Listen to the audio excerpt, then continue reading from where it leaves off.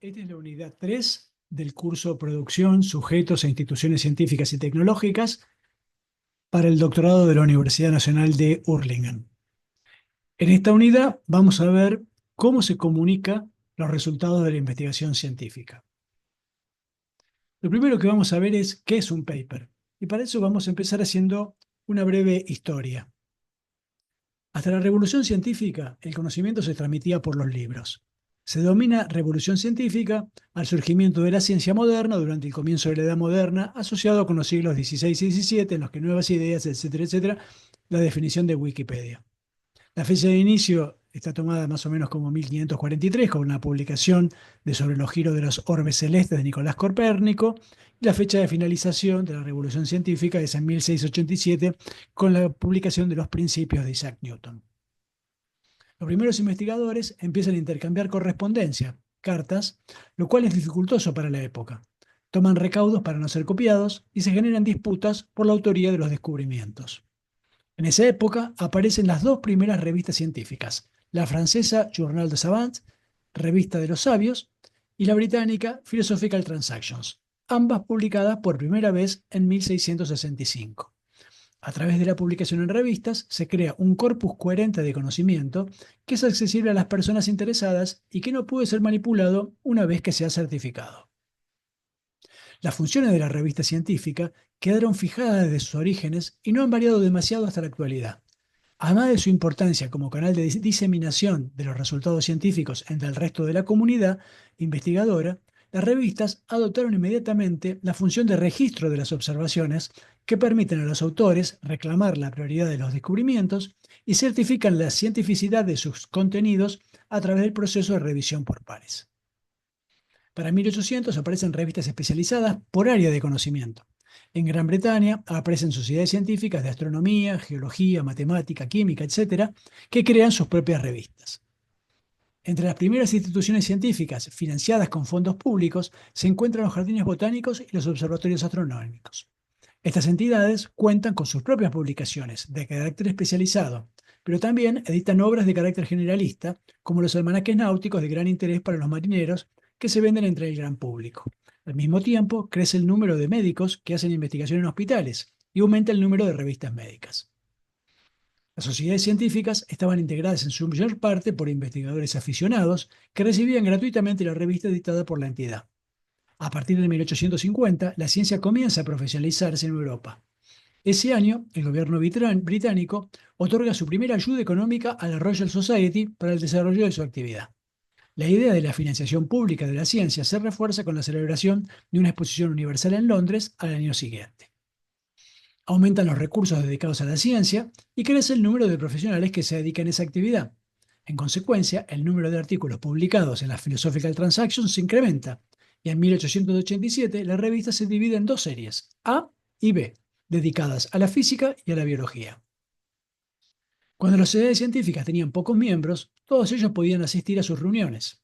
Más adelante, cuando el número de afiliados se incrementa y no todos pueden estar presentes en los encuentros, los miembros de la sociedad solicitan tener informes impresos del desarrollo de las sesiones, por lo que en 1800 la Royal Society comienza a publicar sus proceedings.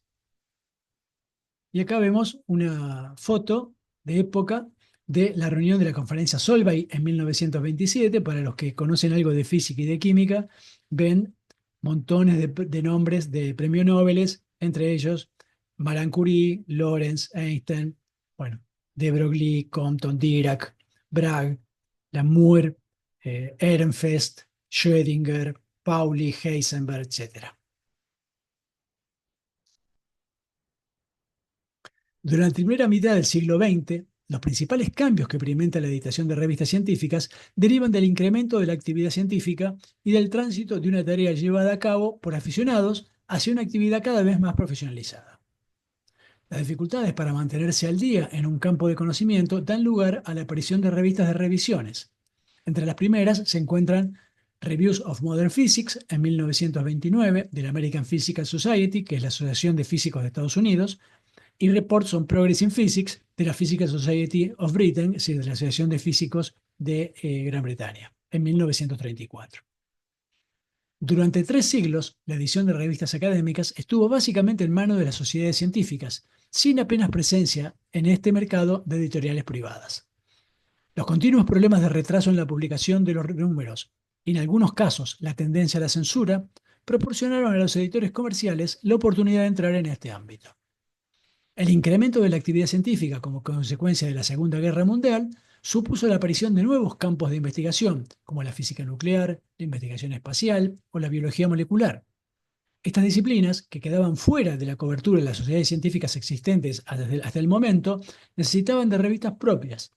Este hecho, unido a la popularización de la educación universitaria, amplió considerablemente el mercado de las revistas científicas hasta convertirlo en un terreno fértil para la obtención de beneficios económicos. A medida que crecía el número de títulos editados, resultaba cada vez más difícil mantener actualizadas herramientas útiles para la búsqueda de bibliografía científica. En este terreno, la visión innovadora de Eugene Garfield en 1955, unida a su espíritu emprendedor, dio como resultado el diseño de una solución mecánica para la descripción de la bibliografía científica: los índices de citas, basados en la idea de indexar la bibliografía científica a partir de las referencias incluidas en los propios artículos. Los trabajos de Garfield culminaron con la publicación en 1963 del Science Citation Index, el primer índice de citas con una cobertura de 603 títulos y 1,4 millones de referencias. Posteriormente aparecerían el Social Science Citation Index y el Arts and Humanities Citation Index, todos ellos comercializados por el Institute of Scientific Information, el ISI, una iniciativa empresarial de Garfield. Obviamente, los primeros décadas de funcionamiento del Science Citation Index y los demás índices de citas eran en papel. ¿Cuál es la gracia de estos trabajos? Uno, cuando encuentra un trabajo que le interesa, ve las citas de los trabajos sobre los cuales se refirió ese trabajo que a uno le interesa.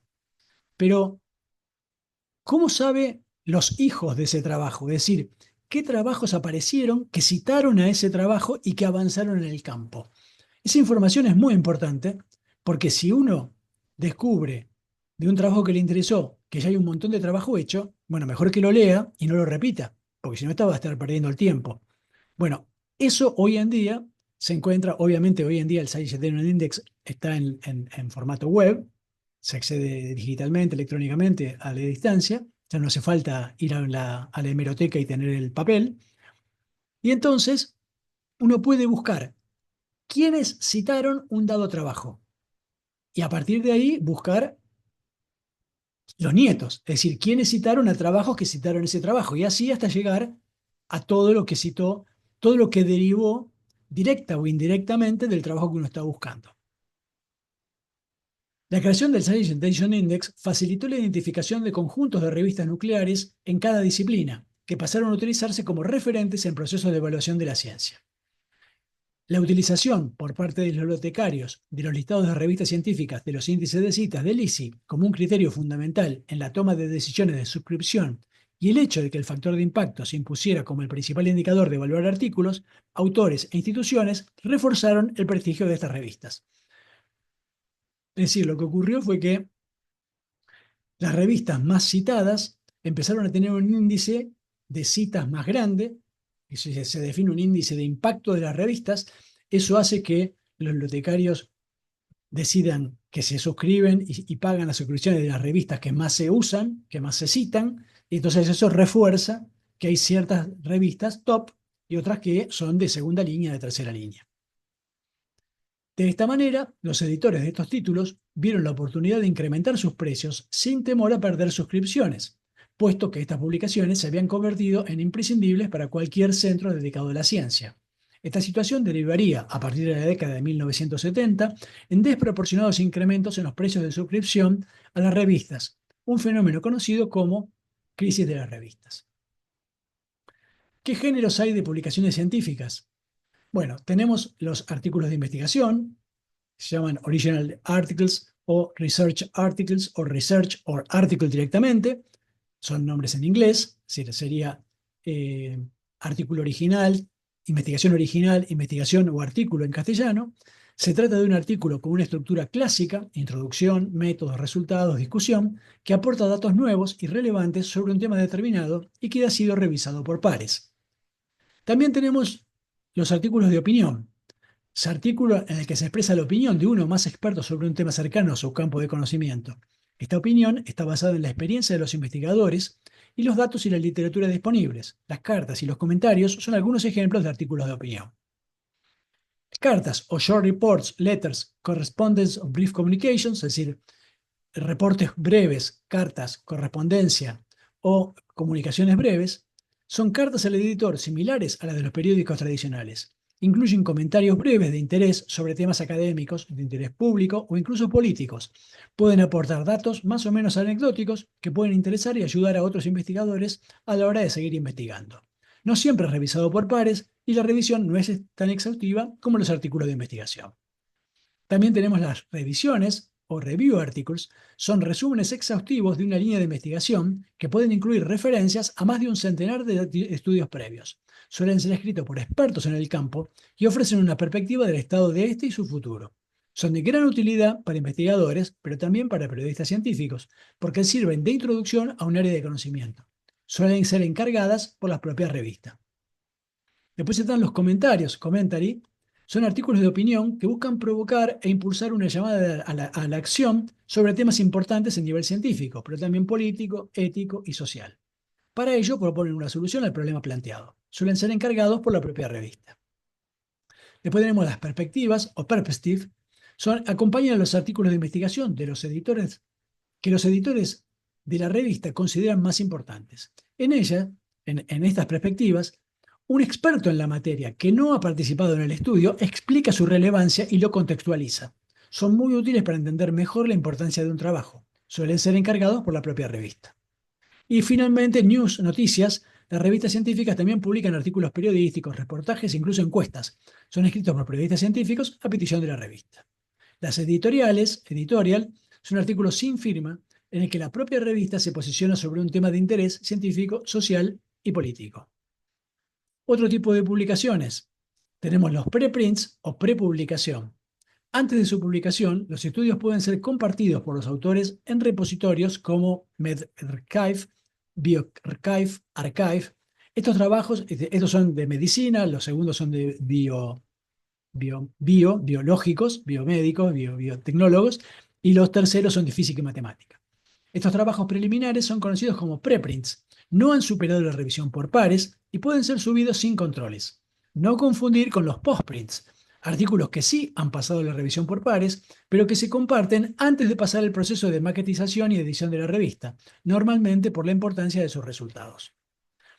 También existen las tesis, son trabajos de investigación original realizados por un estudiante de doctorado con el objetivo de obtener el título de doctor. Las tesis han de ser defendidas ante un tribunal de doctores. En ocasiones pueden ser la semilla que da lugar a uno o más artículos publicados en revistas tras superar la revisión por pares. Comunicación en congresos se trata de una versión condensada de un artículo científico en forma de presentación o de póster que los investigadores presentan en un congreso ante sus colegas. Puede hacer referencia a un estudio ya publicado y revisado por pares o adelantar datos preliminares con los que todavía se está trabajando. Una encuesta, revistas científicas como Nature, por ejemplo, realizan cuestionarios sobre temas como el acoso científico y luego publican las conclusiones en un formato periodístico. Informe. Es un género poco frecuente en revistas científicas. Son trabajos con planteamientos más flexibles en el que se combinan análisis y reflexiones, se recopilan datos y se revisa la literatura existente en un tema. A menudo son realizados por sociedades y organismos públicos y privados. ¿Qué tipos de estudios pueden hacerse en una investigación?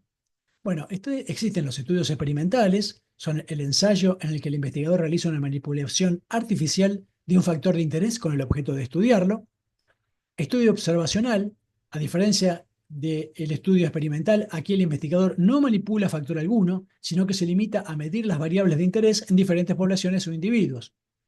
O los estudios de caso, estudio que se enfoca en un único caso específico de una persona o grupo. Es muy usado en ciencias sociales y en medicina. Por ejemplo, al centrarse en un paciente que ha tenido un cuadro único de una enfermedad que merece ser compartida con la comunidad académica. La modelización. El estudio es un modelo matemático que intenta reflejar el mundo real mediante algoritmos. Se trata de un esquema simplificado que puede resultar útil para estudiar cuestiones que resultan complejas de llevar a cabo en el mundo real. El ensayo clínico es un estudio experimental muy utilizado para evaluar nuevos fármacos. Lo ideal es que esté controlado y aleatorizado para poder comparar entre aquellos grupos de participantes que reciben un placebo y los que reciben el tratamiento. La revisión sistemática y metaanálisis son artículos científicos largos y técnicos que resumen toda la evidencia disponible sobre un tema con el fin de reforzar la investigación. Esta se lleva a cabo mediante un protocolo previo para evitar sesgos en la selección. El metaanálisis es un tipo de revisión sistemática en el que las conclusiones se presentan en forma cuantitativa. Es un estudio de estudios que busca alcanzar conclusiones más robustas estadísticamente, combinando varios de ellos. Principios generales de la redacción de un artículo científico. Hay tres principios fundamentales en la redacción científica: precisión, claridad y brevedad del lenguaje. Precisión se refiere a la concisión y exactitud rigurosa en el lenguaje y estilo, lo que se logra cuando se utilizan las palabras que comunican exactamente lo que se quiere decir, por lo que se debe hacer una elección adecuada de las palabras y los términos que se van a emplear. El lector no puede consultar directamente al autor para aclarar sus dudas, ni mucho menos imaginar lo que éste quiso decir. Es por eso que, para redactar con precisión, hay que escribir para el lector. Claridad. Significa que el texto se lee y se entiende rápidamente, lo que se logra cuando el lenguaje es sencillo, las oraciones están bien construidas y cada párrafo desarrolla su tema siguiendo un orden lógico y coherente. Un lenguaje excesivamente complejo puede dificultar la comprensión del artículo. Antes de pensar escribir el texto, debemos saber para qué se escribe, qué información queremos transmitir y a quién va dirigido. Para comunicarse con precisión y claridad es necesario usar palabras comunes y no términos rebuscados. La redacción científica exige un grado de precisión y de claridad que solo se obtiene luego de varias revisiones minuciosas del manuscrito. Brevedad. Significa incluir solo información pertinente al contenido del artículo y comunicarla con el menor número posible de palabras. La importancia de la brevedad está dada, en primer lugar, porque el texto innecesario desvía la atención del lector y afecta la claridad del mensaje. Y en segundo lugar, porque la publicación científica es costosa. Cada palabra innecesaria aumenta el costo del artículo. La mayoría de las revistas limitan el número de palabras que debe incluir un artículo original. ¿Cuál es la estructura de los artículos científicos? Bueno, la mayoría de los artículos científicos publicados en revistas se subdividen en las siguientes secciones que son paralelos al proceso experimental: título, autores y afiliación, resumen, introducción, métodos, resultados, discusión, conclusiones, agradecimientos y literatura citada. Acá vemos un artículo cualquiera, como ejemplo, donde en la primera parte está el título. Acá vemos los autores con su filiación, es decir, a qué lugar pertenecen, el resumen o abstract del artículo, palabras claves que permiten que el bibliotecario indexe el artículo y sea fácil de ubicar para quien está estudiando un tema, la introducción al estado del arte, metodología y sección de datos. Bueno, otro título de metodología, etcétera. Finalmente, desarrollo y ejecución del algoritmo, clasificación y limpieza de datos, resultados, discusión y conclusiones, cómo identificar contenidos del potencial beneficio educativo, contribuciones del autor, apoyos y referencias. Sí, estas son las secciones que tiene este libro, este artículo. Acá están todas las referencias. Y hay un paralelo entre cada sección del artículo y el proceso experimental. ¿Qué es lo central que hice? Sería el resumen. ¿Cuál es el problema? La introducción. ¿Cómo resolví el problema? Los métodos. ¿Qué encontré? Los resultados. ¿Qué significan estos resultados? La discusión. ¿Quiénes colaboraron? Agradecimientos. ¿Qué trabajos fueron mencionados? Literatura citada. El título. El título debe sintetizar de manera breve la idea o el contenido principal del trabajo. Debe ser creativo, objetivo, inequívoco y atractivo. capaz de inspirar en el lector el suficiente interés como para que llegue a leer el resumen y por consiguiente la totalidad del trabajo. Además, debe ser comprensible para especialistas en otros campos. No debe tener siglas ni abreviaturas, excepto aquellas que toda la audiencia conoce. El título no debe ser tan breve que no diga nada, ni tan extenso que resulte un compendio del artículo. Es la primera parte del artículo que encontrarán los lectores y árbitros y constituye el apartado más leído y de vital importancia para conseguir que un lector interesado acceda al contenido completo del trabajo. No tengo que aclararles que muchas veces gente que quiere manipular eh, o direccionar cómo se ve un artículo científico, toma palabras de un título y lo saca de contexto o las banaliza sin siquiera tratar de entender qué hay atrás de o por qué el autor quiso provocar, a lo mejor usando ese título.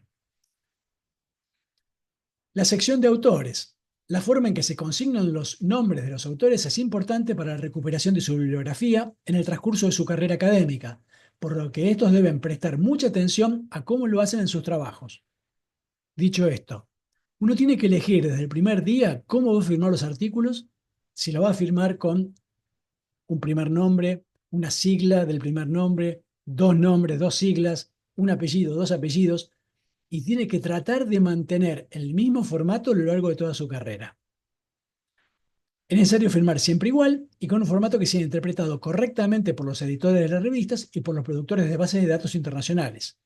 Todas las personas que participaron en el trabajo deben quedar reflejadas como autores, pero no es suficiente con que figuren. También debe estar en el orden justo y adecuado, de acuerdo con su participación real. Acá hay tradiciones distintas de acuerdo con algunas especialidades. En algunas especialidades, ya no tanto, pero se usaba mucho antes, se firmaba por orden alfabético, por ejemplo, de los autores. En otras, el que hizo el trabajo más de campo, el tesista, es el primer autor, el que tuvo la idea, el jefe, es el último autor, y si hay autores intermedios, depende de la contribución que hicieron cada uno. En general, no debería haber, pero los hay muchas veces, más de un tesista en un trabajo, porque se supone que como el trabajo tiene que ser original, ese trabajo lo va a usar una persona y no más de una en su tesis de doctorado. Es decir, que si hay más de un tesista, seguramente alguno está ayudando, está formando parte de su currículum, pero no lo debería poder usar en su tesis de doctorado. Los autores de un artículo deben haber participado en el trabajo en grado suficiente para asumir responsabilidad pública por su contenido. Afiliación. Se debe especificar el nombre de la institución en la cual los autores se encontraban trabajando cuando se llevó a cabo el estudio, así como proporcionar información de contacto, como las direcciones de correo electrónico, los números de teléfono y otros datos de localización del autor para correspondencia. Resumen o abstract. Al igual que el título, es conveniente redactarlo después de haber escrito el resto del artículo. No debe tener más de 250 a 300 palabras, generalmente en un solo párrafo. Debe dejar claro primero, en una o dos oraciones, el problema que se investiga. Luego describir, sin entrar en detalles, el diseño experimental del estudio y la metodología básica. Listar los principales hallazgos, incluyendo los resultados cuantitativos centrales que responden la pregunta que impulsó el trabajo. Incluir un breve resumen de las interpretaciones y conclusiones. No debe incluir ni abreviaturas ni siglas para su mejor comprensión y se escribe en tiempo pasado. Palabras claves. Es una sección que se escribe a continuación del resumen y que consta de una lista de términos específicos e importantes que aparecen en el artículo, los cuales se escriben separados por comas y son utilizados por los servicios bibliográficos para catalogar el trabajo dentro de un área específica. Cuanto más cuidadoso sea el autor para elegir las palabras claves, más posibilidades tendrá el artículo de llegar a ser leído por muchos investigadores. Introducción. El sentido de la introducción es dejar claro por qué se ha hecho el trabajo. La introducción informa tres elementos muy importantes de la investigación: el propósito, la importancia y el conocimiento actual del tema. Requiere que el autor establezca el marco conceptual en el que se inserta el problema que se va a resolver, qué es lo que se sabe acerca del asunto en cuestión, qué es lo que se desconoce ¿Y qué representaría, desde el punto de vista científico, tecnológico, económico y social, conocer lo que no se sabe? Esa construcción de lo general a lo particular concluye, evidentemente, con el objetivo, la hipótesis de trabajo o ambos, que son los elementos con los que se debe finalizar este apartado. Esta sección se debe redactar en tiempo presente. La introducción debe establecer el contexto del trabajo que se está reportando. Se debe analizar la literatura relevante con citas y resumir la comprensión actual del problema que está investigando. Indicar el propósito del trabajo en forma de hipótesis, pregunta o problema que se investigó. Explicar brevemente los fundamentos y enfoques y, siempre que sea posible, los posibles resultados que el estudio puede revelar. Literalmente, la introducción debe responder a las preguntas: ¿qué se está estudiando? ¿Por qué es una pregunta importante? ¿Qué se sabía al respecto antes de hacer este estudio? ¿Cómo mejorará este estudio el conocimiento? Los métodos, sección métodos. Esta sección responde a la pregunta: ¿cómo se hizo el estudio? La mayor parte de este apartado se escribe en pasado. Tiene como meta describir minuciosamente, pero sin exageraciones ni redundancias, la forma en que se realizó el estudio. Con la descripción detallada de los materiales y métodos, se busca que los investigadores y lectores que accedan al artículo puedan reproducir el estudio y determinar la confiabilidad y la validez de sus resultados. La sección no es un protocolo de instrucciones paso a paso, como puede ver en su manual de laboratorio. Se pueden subdividir en diseño. Se describe el diseño del estudio detallando si se trata de un ensayo clínico aleatorio controlado, un estudio de casos y controles o de cohorte, etc. Población sobre la que se ha hecho el estudio. Describe el marco muestral y cómo se ha hecho su selección. Entorno. Indica dónde se ha hecho el estudio: hospital, policlínico, escuela, etc. Intervenciones. Se describen las técnicas empleadas, los tratamientos farmacológicos, los aparatos e instrumentos utilizados, la tecnología empleada, etc. Además, se deben especificar los fundamentos éticos del estudio y los aspectos éticos que tuvieron en cuenta en caso de experimentos con humanos. Análisis estadístico. Se deben describir las pruebas estadísticas empleadas para analizar los datos y especificar los programas estadísticos y las versiones empleadas. La sección resultados. La función de la sección resultados es presentar objetivamente los resultados clave, sin interpretación, en una secuencia ordenada y lógica, usando tanto texto como materiales ilustrativos, tablas y figuras. Esta sección es la parte más importante del artículo y a menudo es también la más corta, especialmente si la sección métodos que la precede y la de discusión que le sigue están bien redactados. El primer párrafo de este texto debe ser utilizado para resumir en una frase concisa, clara y directa el hallazgo principal del estudio. Esta sección debe ser escrita utilizando los verbos en pasado: se encontró, se observó, etc. Las tablas y gráficos deben ser autoexplicativas, o sea, deben poder entenderse sin necesidad de leer el texto que les hace referencia. No se deben utilizar cuando los datos que se quieran presentar se puedan resumir en 2 o 3 párrafos dentro del texto. Todas las tablas y los gráficos se citarán en el cuerpo principal de esta sección y se enumerarán en el orden en que aparecen en el texto. Cada tabla o figura debe incluir una breve descripción de los resultados que se presentan y otra información necesaria en una leyenda. Las leyendas de la tabla van encima de la tabla. Las tablas se leen de arriba hacia abajo. Las leyendas de las figuras van debajo de la figura. Las figuras generalmente se ven de abajo hacia arriba. Cuando se hace referencia a una figura del texto, figura se abrevia como fig, por ejemplo, fig 1. La tabla nunca se abrevia, por ejemplo, tabla 1. Discusión. Es la sección más compleja de elaborar y organizar, así como la más difícil de escribir. En ella se interpretan los resultados en relación con los objetivos originales e hipótesis y el estado de conocimiento actual del tema de estudio. Los 2 elementos centrales de la discusión del artículo son indicar, a juicio del autor, qué significan los hallazgos identificados en la sección de resultados y cómo estos se relacionan con el conocimiento actual. En la discusión, los resultados se exponen, no se recapitulan. Por tanto, estos se pueden mencionar someramente antes de discutirlos, pero sin repetirlos en detalle. Se recomienda comenzar con un breve resumen de los principales resultados. A continuación, exponer los posibles mecanismos o explicaciones de dichos hallazgos, compararlos y contrastarlos con los resultados de otros estudios relevantes, presentar las limitaciones del estudio y argumentar las implicaciones de los resultados para futuras investigaciones.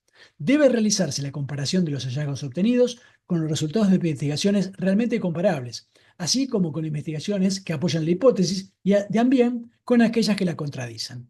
Esta sección se redacta en presente. Estos datos indican que, por ejemplo, porque los hallazgos del trabajo se consideran ya evidencia científica. Las preguntas fundamentales que se deben responder aquí incluyen: ¿los resultados brindan respuestas a las hipótesis comprobables? Si es así, ¿cómo interpreta los hallazgos?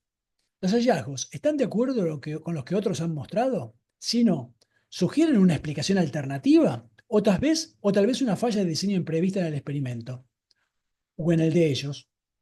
Dadas las conclusiones, ¿cuál es nuestra comprensión del problema que investigó y describió en la introducción? Si se justifica, ¿cuál sería el siguiente paso en su estudio? Por ejemplo, ¿qué experimento se haría a continuación?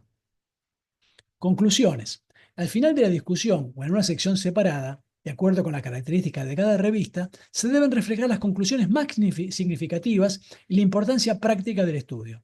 Las conclusiones son generalizaciones derivadas de los resultados y constituyen los aportes y las innovaciones del estudio realizado.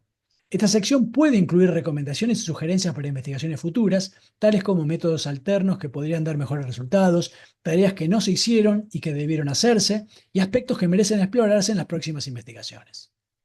Los agradecimientos.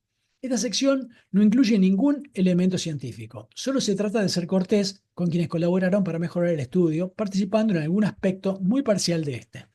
Se debe reconocer la contribución de personas o instituciones que ayudaron realmente en la investigación, pero que no se pueden considerar como coautores, como es el caso de individuos que brindaron ayuda técnica de laboratorio, préstamo de literatura y equipo, compañía y ayuda durante viajes de campo, asistencia con la preparación de tablas e ilustraciones, sugerencias para el desarrollo de la investigación, ideas para explicar los resultados, revisión crítica del manuscrito y apoyo económico.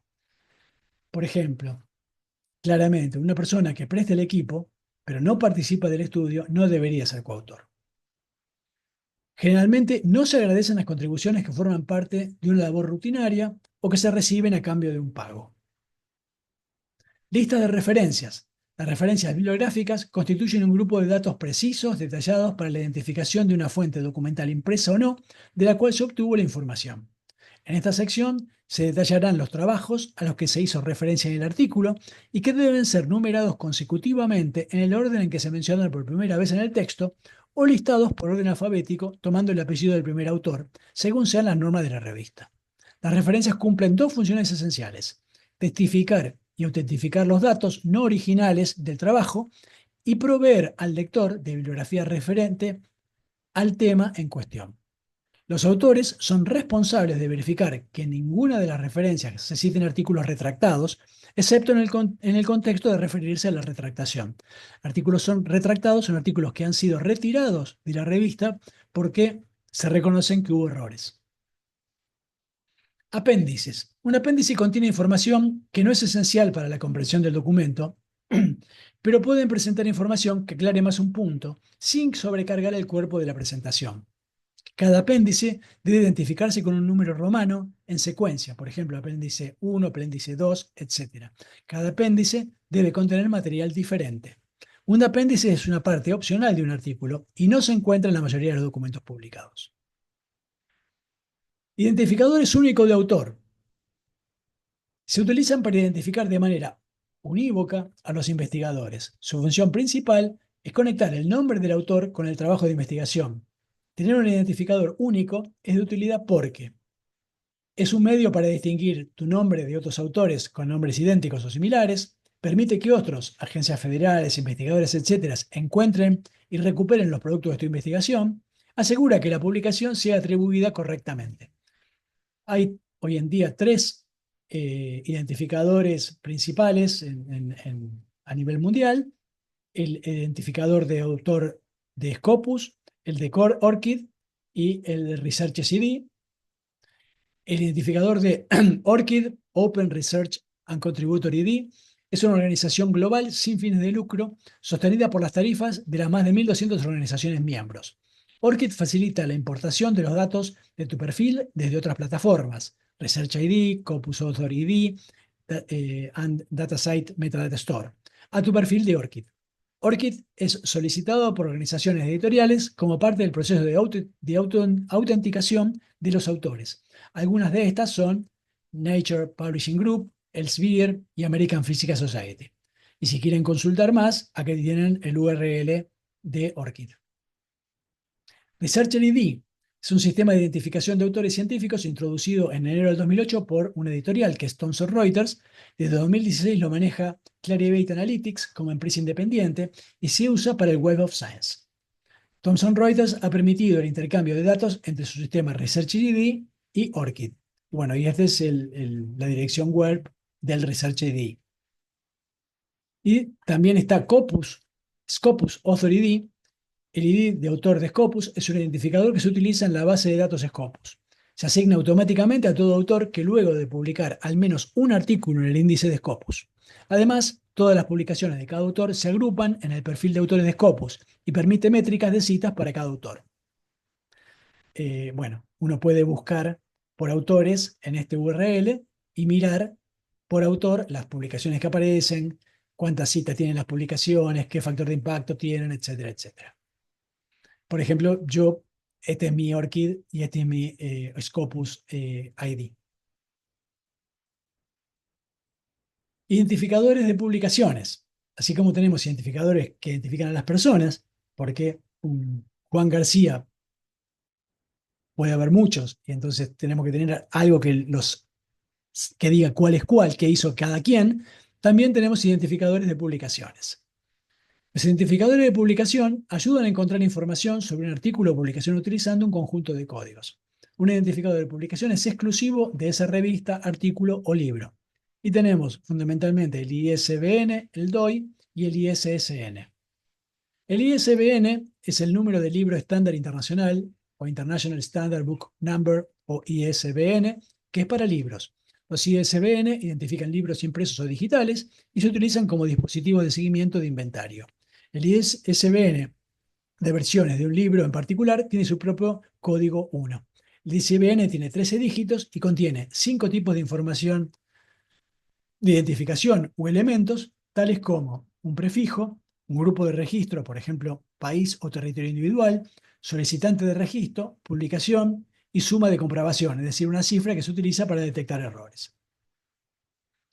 El DOI, el identificador de objeto digital, Digital Object Identifier, se utiliza principalmente en revistas científicas. Cada artículo en cada una de las miles de revistas tiene su propio DOI único. El formato DOI suelen ser números y letras, incluyendo algunos signos de puntuación. Y el ISSN, el número de serie estándar internacional o International Standard Serial Number, consta de 7 dígitos seguidos de un dígito de control para identificar cualquier error en las citas. Los ISSN ayudan a identificar las publicaciones seriadas, que son aquellas que se publican regularmente en secuencia como revistas, diarios, periódicos y bases de datos. Si un nombre de revista cambia, es necesario un nuevo ISSN. Puede haber un ISSN para texto impreso y otro diferente para versiones electrónicas. El formato ISSN es ISSN 0000-000, que está impreso en la portada de la revista. Para las versiones electrónicas hay un E-ISSN, se publica en la página de inicio y se incluye en el DOI. Acá vemos ejemplos de ISSN. Bueno, ¿qué es la revisión por pares evaluadores? Es un proceso donde los científicos, pares, evalúan la calidad del trabajo de otros científicos. Al hacer esto, tienen como objetivo garantizar que el trabajo sea riguroso, coherente, utilice la investigación pasada y aumente lo que ya sabíamos. La mayoría de las revistas científicas, conferencias y solicitudes de becas tienen algún tipo de sistema de revisión por pares. En la mayoría de los casos, no es remunerada. ¿Qué es la evaluación ciega? La identidad de los expertos, por regla general, queda en el anonimato de los autores. Cuando a ellos se suma la eliminación de la identidad de los autores para que ésta no incida en la decisión de los expertos, el sistema se conoce como doble ciego. Cuando los revisores conocen la identidad de los autores, se denomina ciego simple. El proceso de revisión por pares para revistas involucra al menos 3 etapas. La primera es la etapa de evaluación de escrito. Los papers que llegan a la revista científica son enviados al editor jefe o al editor asociado con experiencia relevante para que realicen una evaluación inicial. En esta etapa, cualquiera puede rechazar el paper, es decir, rechazar el paper sin enviarlo a los evaluadores ciegos. En general, los artículos se rechazan si el documento no se ajusta al alcance de la revista o si hay un defecto fundamental que lo hace inadecuado para la publicación. En este caso, los editores que rechazan pueden escribir una carta que resuma sus inquietudes. Lo segundo es la revisión ciega. Si el equipo editorial juzga que no hay defectos fundamentales, lo envían para su revisión a los revisores ciegos. El número de revisores depende del campo. Estos revisores son seleccionados por el editor en base a su conocimiento experto y su ausencia de un vínculo con los autores. En la mayoría de los casos, se trata de una revisión por pares doble ciego. Esto significa que los evaluadores no conocen a los autores y los autores no conocen la identidad de los evaluadores. La intención detrás de este sistema es asegurar que la evaluación no esté sesgada. Los revisores decidirán si rechazan el documento, lo aceptan tal como está, lo que rara vez sucede, o piden que se revise el documento. Eso significa que el autor necesita cambiar el documento de acuerdo con las inquietudes de los revisores. Por lo general, las revisiones abordan la validez y el rigor del método empírico, en la importancia y la originalidad de los hallazgos, lo que se denomina la contribución a la literatura existente. El editor recopila esos comentarios, los evalúa, toma una decisión y escribe una carta que resume los comentarios de los revisores y sus propias preocupaciones. Por lo tanto, puede suceder que a pesar de la hostilidad de los revisores, el editor podría ofrecer al journal una ronda de edición posterior. En las mejores revistas de ciencias sociales, entre el 10 y el 20% de los artículos se ofrece una revisión y reenvío después de la primera ronda. Las revisiones, si fue bien. Si el documento no ha sido rechazado después de la primera ronda de revisión, se devuelve al autor o autores para una revisión. El proceso se repite tantas veces como sea necesario para que el editor alcance un punto de consenso sobre si aceptar o rechazar el documento. En algunos casos, esto puede durar varios años. En la última instancia, menos del 10% de los artículos enviados se aceptan en las mejores revistas de ciencias sociales. La reconocida revista Nature publica alrededor del 7% de los trabajos presentados. El proceso de revisión, sí, fortalezas y debilidades del proceso de revisión por pares. El proceso de revisión por pares se considera el estándar de oro de la ciencia, en la ciencia porque garantiza el rigor, la novedad y la consistencia de los resultados académicos. Normalmente, a través de rondas de revisión, se eliminan las ideas defectuosas y se fortalecen y mejoran las buenas ideas. La revisión por pares también asegura que la ciencia sea relativamente independiente. A pesar de las fortalezas indudables, el proceso de revisión por pares, tal como lo conocemos, ha sido criticado. Implica una serie de interacciones sociales que pueden crear sesgos. Por ejemplo, los revisores pueden identificar a los autores que se encuentran en el mismo campo y los rechazos en los escritos no son ciegos. También podría favorecer la investigación incremental, agregada a la investigación pasada, en lugar de la investigación innovadora, nueva. Finalmente, los revisores son humanos, después de todo, y pueden cometer errores, malinterpretar elementos o perder errores. ¿Qué alternativas hay a la revisión por pares? Algunas nuevas revistas de acceso abierto, como PLOS ONE, publican artículos con muy poca evaluación, verifican que el trabajo no tenga fallas metodológicas. El foco está en el sistema de revisión por pares posterior a la publicación. Todos los lectores pueden comentar y criticar el artículo. Algunas revistas, como Nature, han hecho pública parte del proceso de revisión abierta, ofreciendo un sistema híbrido en el que la revisión por pares desempeña un papel de guardianes de portones primarios, pero la comunidad pública de académicos juzga en paralelo, o posteriormente, en algunas otras revistas, el valor de la investigación. En Argentina tenemos la ley 11.723, que es el régimen legal de la propiedad intelectual, que es de 1933. El artículo primero dice, a los efectos de la presente ley, las obras científicas, literarias y artísticas comprenden los escritos de toda naturaleza y extensión, entre ellos los programas de computación, fuente y objeto, las compilaciones de datos y de otros materiales, las obras dramáticas, composiciones musicales, dramático-musicales, las cinematográficas, coreográficas y pantomímicas, las obras de dibujo, pintura, escultura, arquitectura, modelos y obras de arte o ciencia aplicadas al comercio o a la industria, los impresos, planos y mapas, los plásticos, fotografías, grabados y fonogramas, en fin, toda producción científica, literaria artística o didáctica, sea cual fuere el procedimiento de reproducción. La protección del derecho de autor abarcará la expresión de ideas, procedimientos, métodos de operación y conceptos matemáticos, pero no esas ideas, procedimientos, métodos y conceptos en sí. El derecho de propiedad de una obra científica, literaria o artística comprende para su autor la facultad de disponer de ella, de publicarla, de ejecutarla, de representarla y exponerla en público, de enajenarla, de traducirla o adaptarla, o de autorizar su traducción y de reproducirla en cualquier forma. La obra original genera para su autor derechos de dos clases. Derechos morales, se refiere al sujeto creador, denominados así, pues están relacionados con la esfera de la personalidad del autor, y derechos patrimoniales, se refieren al objeto de creación y están relacionados con la faz de explotación económica de las obras. Protección de los derechos de autor. Los autores cuentan con varias herramientas para proteger sus derechos, en función del grado de protección que quieran otorgar a su obra y en función de los derechos que se quieran reservar, pueden utilizar diversas licencias. Algunos conceptos esenciales que deben conocer los investigadores son, y acá tienen una bibliografía, copyright es el término con el que la legislación angloamericana designa los llamados derechos de explotación. El titular de los derechos de explotación de una obra, o en su caso el editor, podrá anteponer a su nombre el símbolo C, señalando el lugar y el año de la divulgación de la misma. La utilización de los símbolos de reserva de derechos es voluntaria y deben hacerse constar en modo y colocación tales que muestren claramente que los derechos de explotación están reservados. Copyleft. Por cultura copyleft se entiende aquella en la que el autor permite, en diferentes medidas, la libre reproducción, difusión, distribución y transformación de su obra. Esto es, el autor especifica el uso que se puede hacer de su trabajo. Se utiliza para referirse a las licencias libres. Acceso abierto o Open Access.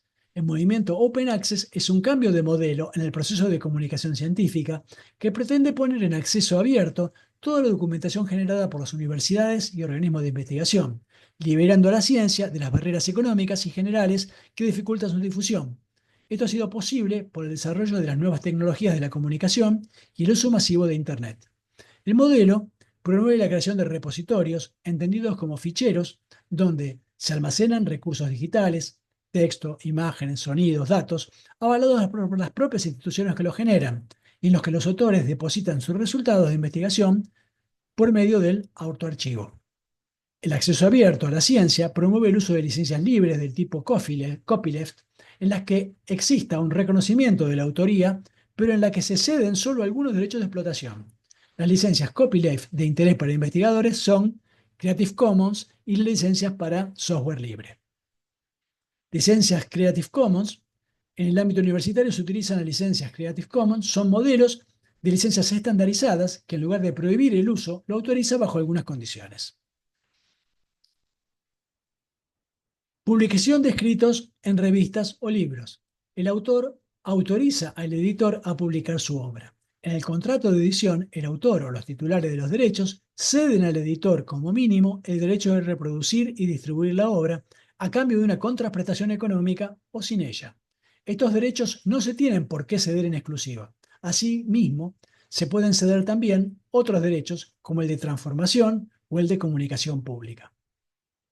Y acá se puede ver, por ejemplo, un contrato que se puede firmar al momento de mandar un artículo a publicar en una revista, por ejemplo, o en un libro.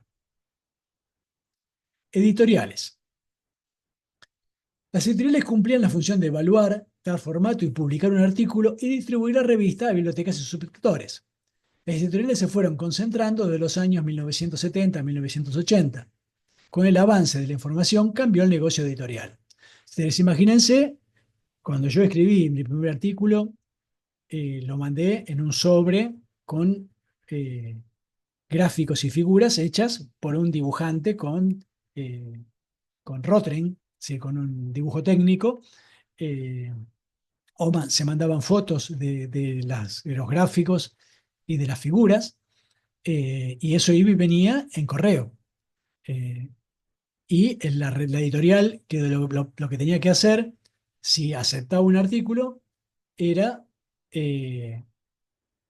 copiarlo en el formato, digamos, para darle impresión. Tenía que cargar la información que uno había mandado en papel, tipearla de nuevo, le mandaban el artículo para que uno lo corrija, la prueba de galera se llaman, uno tenía que corregir, volvía a la editorial recién ahí imprimía en papel las revistas y las mandaba en barco, en aviones, a las librerías, a las de todo el mundo. Eso era un enorme trabajo y un enorme costo. Hoy en día el autor manda un archivo de texto en un formato que le piden, la editorial ya no tiene que tipear nada, y una vez que, digamos, toda la información circula por correos electrónicos con los editores, etcétera, no hay correos físicos, y una vez que el artículo es aceptado y es publicado, si la revista es digital, simplemente se sube a internet y no hay costo de distribución y de impresión. Entonces, y por otro lado, los referatos no se pagan. Entonces, el negocio editorial cambió sustancialmente con el avance de la tecnología informática. Hoy en día, cuatro grandes editoriales controlan el 40% del total de las revistas. Springer Nature, desde 2015, que es el conglomerado Springer Science, Business Media, Holzbrinck Publisher Group. Son más de 3.700 revistas y 300.000 libros. Y son una cadena de editoriales con este logo. Después está Relx, que antes era Red Elsevier, que también tiene 2.700 revistas y 43.000 ebooks. Son todas estas revistas, North Holland Elsevier, North Holland, Pergamon Press, Academic Press. Este es el logo hoy en día. Wiley Blackwell, de 2007, son 2.300 revistas y 22.000 ebooks. Este es el logo. Y Taylor and Francis, que adquirió Analytica Press y BIOS Science Publisher, Cavendish, Europa Publication, Taylor Graham Journals, fue sumando editoriales, son 2.900 revistas y más de 20.000 libros. Este sería el logo. Después tenemos otras editoriales. Sage son 1.200 revistas, The Guitar 500 revistas, Oxford University Press, que es una editorial universitaria, 500 revistas, InterScience Publisher 400 revistas, Brill Academic Publisher 400 revistas, Cambridge University Press 400 revistas, también es universitaria, el Instituto for Electric and Electronic Engineer, el IEEE, son más de 290 revistas, es una asociación profesional, la Asociación Profesional de Ingenieros Eléctricos y Electrónicos de Estados Unidos, y la American Chemical Society, por ejemplo, son más de 75 revistas, también es una asociación profesional. También está la American Physical Society, la Asociación de Físicos de Estados Unidos, por ejemplo, que también tiene decenas de revistas. También tenemos revistas depredadoras. Por ejemplo, Omics tiene más de 700 revistas, Science Publishing Group tiene más de 250 revistas, Scientific Research Publish Scripts tiene más de 250 revistas, acá tienen los logos. Presten mucha atención porque una revista depredadora es una aplicación académica con un modelo de negocios explotador que implica cobrar a los autores cargos por procedimientos de artículos sin comprobar la calidad y la legitimidad de los textos y sin proporcionar los servicios editoriales y de publicación que las revistas académicas legítimas proporcionan, sean o no de acceso abierto. Se consideran como depredadoras porque los académicos son engañados para que publiquen en ellas, aunque algunos autores pueden ser conscientes de que la revista es de poca calidad o incluso fraudulenta. Esto está sacado de Wikipedia. Es decir, hay revistas que mandan mails diciendo, nosotros publicamos su trabajo, cobran por publicar cualquier basura, que no tiene ningún tipo de referato. Obviamente, publicar en esas revistas tiene valor académico nulo. Es más, es un demérito que alguien por desconocimiento o por intentar hacer un fraude llene su currículum de publicaciones en revistas de esta característica. Bueno, entonces, como decíamos, el negocio editorial cambió y pasó a ser un negocio de información. Como decíamos antes, el Science Citation Index, el primero, pasó esto de, como había tantos artículos, uno ya no sabía cuál era lo último que había sobre un dado tema. Entonces uno podía rastrear hijos, nietos, descendientes de un artículo, ir para arriba, para abajo, etcétera. Y todo eso se fue potenciando con las herramientas informáticas. Entonces, hoy en día, lo que se ha tratado de avanzar es en el desarrollo de acceso abierto a la información. Hay una declaración de Budapest del 2002, también una en el 2003 de Bethesda, en el 2003 también de Berlín, y lo que se ha avanzado son distintas formas, y acá tienen un link, por ejemplo, de acceso libre o open access. Está la ruta verde, que es depositar lo que uno generó en un repositorio institucional o temático, un artículo revisado, postprint, perdón, un artículo sin revisar, preprint. La ruta dorada, que es publicar en una revista nacida para publicar en acceso abierto, revistas incluidas en el directorio DOAJ, Directory of Open Access Journal. Los contenidos están accesibles sin necesidad de compra o suscripción y bajo licencias en las que el autor mantiene el copyright. El chiste es que hay que pagar costos de publicación para publicar en estas revistas. Es decir, uno no paga por leer, paga por publicar. Y normalmente esa plata en general debería salir de subsidios que uno tiene que conseguir para poder hacer la investigación. Después está la ruta bronce, son artículos que son de libre lectura en las páginas de los editores, pero sin una licencia abierta explícita que permita su distribución y reutilización. La ruta híbrida son artículos basados en el modelo comercial denominado el autor paga, donde se paga por publicar en acceso abierto en revistas pagas. La ruta diamante o platino, revistas que publican en acceso abierto y que no cobran a los autores por publicar ni a los lectores por leer. Estas revistas generalmente están financiadas por instituciones académicas o gubernamentales o por sociedades científicas. Bueno, y Argentina tiene un portal de Biblioteca Electrónica de Ciencia y Tecnología. Acá tiene la dirección electrónica. Se veía así en estos días. eh, y lo que hace es junta artículos publicados en acceso abierto, recursos bibliográficos. Hay 24.000 actas de congreso, 80.000 libros, 31.000 revistas, 23.000 tesis que se pueden consultar en la biblioteca electrónica de lo que antes era el Ministerio de Ciencia. Todavía sigue diciendo Ministerio de Ciencia, no rehicieron la revista y todavía sigue teniendo el URL de MinCit, a pesar de que ya el Ministerio de Ciencia no existe más desde el 10 de diciembre del 2023. Bueno, también existe Cielo, Scientific Electronic Library Online, que es un proyecto de biblioteca electrónica, iniciativa de la FAPESPI. La FAPESPI es la Fundación para el Desarrollo de la Ciencia del Estado de San Pablo, y del Centro Latinoamericano y del Caribe de Información en Ciencias de la Salud, VIREME, que permite la publicación electrónica de ediciones completas de las revistas científicas mediante una plataforma de software que posibilite el acceso a través de distintos mecanismos, incluyendo listas de títulos y por materia, índice de autores y materias y un motor de búsqueda. En Cielo actualmente participan Sudáfrica, Argentina, Brasil, Chile, Colombia, Costa Rica, Cuba, España, México, Perú, Portugal, Venezuela. Además se encuentran en fase de desarrollo Bolivia, Paraguay y Uruguay. Y este es el URL, la página web de Cielo.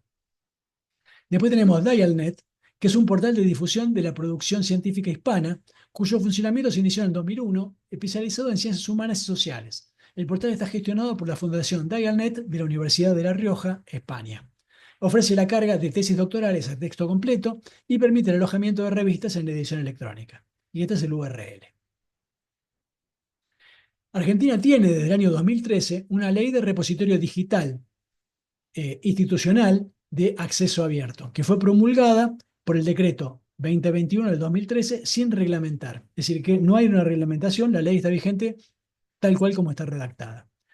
El artículo primero dice: los organismos e instituciones públicas que componen el Sistema Nacional de Ciencia, Tecnología e Innovación, conforme prevé la Ley 25467, que es la Ley de Ciencia Técnica del 2001 que vimos en unidades anteriores, y que reciban financiamiento del Estado Nacional, deberán desarrollar repositorios digitales institucionales de acceso abierto, propios o compartidos, en los que se depositará la producción científica tecnológica resultante del trabajo, formación y o proyectos financiados total o parcialmente con fondos públicos de sus investigadores, tecnólogos, docentes, becarios de postdoctorado y estudiantes de maestría y doctorado.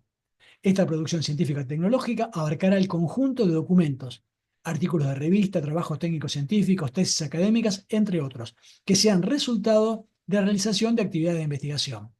Paréntesis, una UR tiene una biblioteca, un repositorio electrónico o estaba desarrollándolo.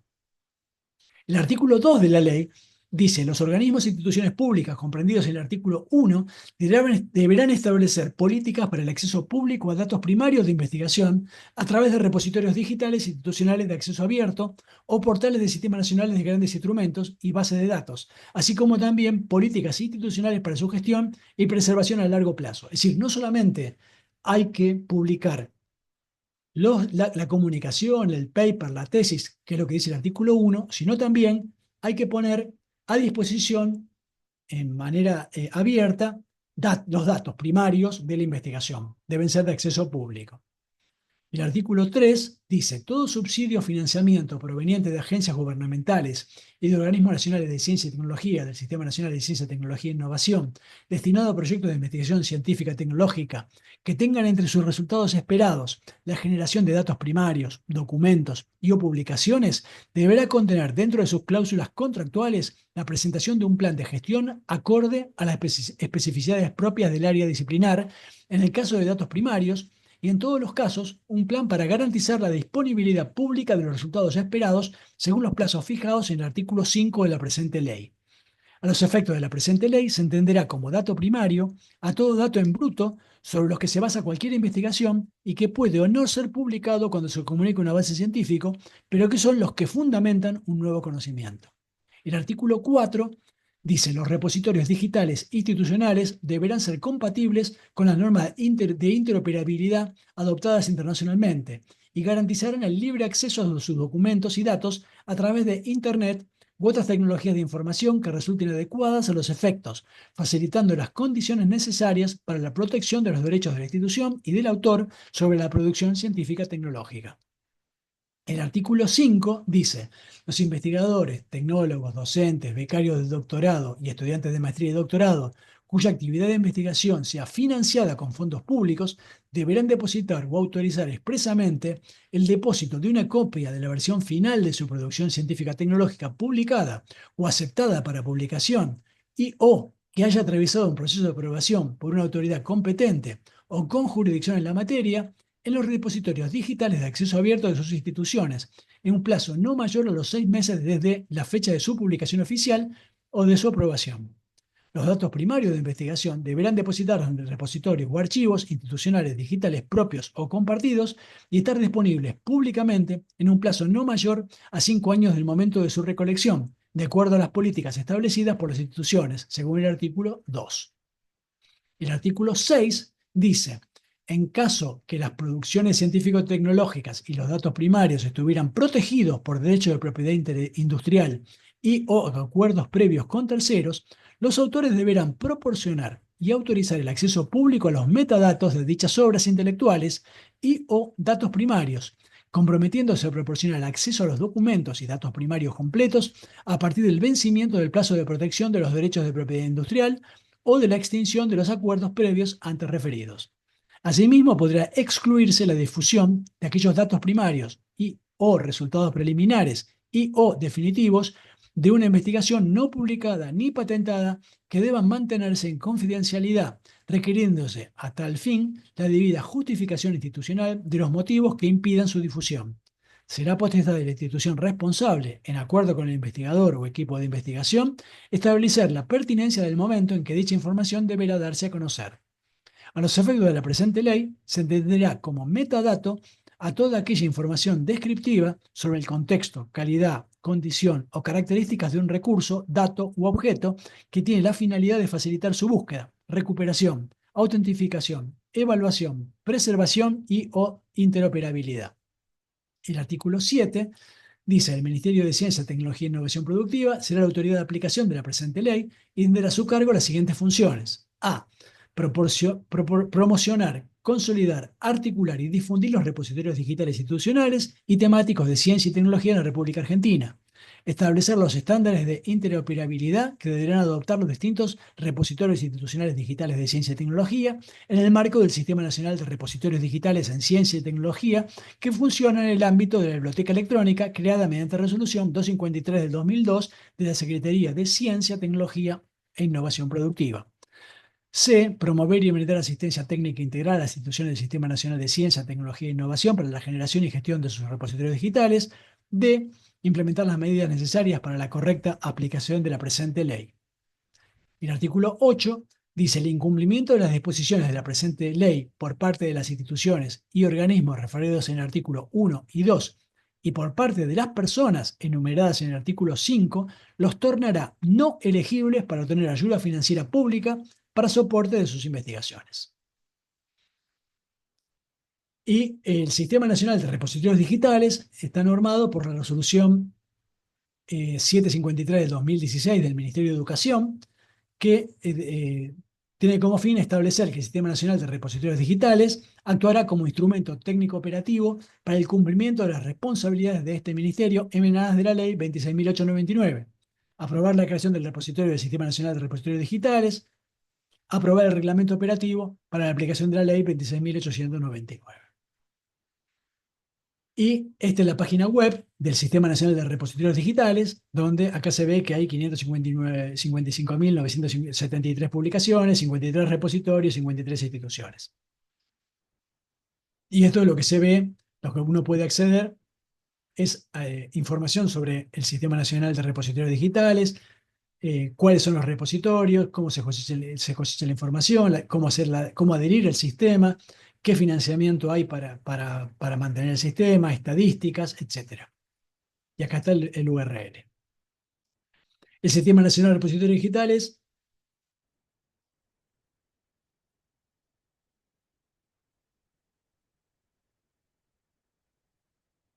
esto ya lo vimos. Bueno, y este es el Centro Argentino de Información Científica y Tecnológica, el CAICIT, que es un centro del CONICET que tiene como misión fundamental contribuir al análisis, evolución y transferencia del conocimiento en materia de información científica y tecnológica, y en especial a la concreción de las políticas de repositorio institucional CONICET digital y lo establecido en la Ley 26.899 de 2013 de creación de repositorios digitales institucionales de acceso abierto y su reglamentación. Es decir, que acá hay un montón de información y acceso a Cielo y a otros sistemas, etcétera, un montón de información sobre repositorios, etcétera. Este es el URL. Hay un comité asesor que tenía el MinCit sobre ciencia abierta y ciudadana, que emitió un documento muy interesante, muy recomendable. Aquí tienen el URL, que se llama Diagnóstico y lineamientos para una política de ciencia abierta en Argentina, que es de noviembre del año 2022. Lo recomiendo para que lo lean. Es muy interesante. Trabaja gente muy, muy piola en estos temas. Bueno, cabe también mencionar que existe una ley de promoción y fomento, porque hasta ahora hablamos más que nada de producción científica, pero también hay tecnológica. Hay una ley de promoción y fomento de la innovación tecnológica, que es la 23.877 de 1990, y un decreto reglamentario, que es el 1331 del año 96, que reglamenta las actividades de transferencia, innovación. eh, y bueno, la Universidad de Buenos Aires, la Universidad de Hurlingham, perdón, tiene un reglamento de estas actividades que está regido por la Resolución del Consejo Superior 50 del año 2018. Esta normativa de lo que habla es de las VT, de las unidades de vinculación tecnológica, que son organismos creados en el marco de esta ley nacional para hacer de puente entre los investigadores y las empresas, las industrias, etcétera, cómo gestionar patentes y cómo ofrecer y manejar servicios tecnológicos. Todo eso lo genera un área dentro de la Secretaría de Investigación de la UNAUR, por ejemplo, en la UNAUR. Y finalmente, unas palabras a que, bueno, esta política de las editoriales de aprovechar el manejo de la información y cobrar cada vez más caro, lo que hizo fue que una investigadora, Alexandra Asanova, en 2011, desarrollara una cosa que se llama SciHub. Hizo un software eh, y lo puso un URL público que cambia todo el tiempo porque se lo van bloqueando y aparecen nuevos URLs donde uno puede buscar y obtener copia de artículos sin pagar. Y cada día visitan SciHub un promedio de 30.000 usuarios, generalmente investigadores. Bueno, y eso es todo de la unidad 3. Muchas gracias.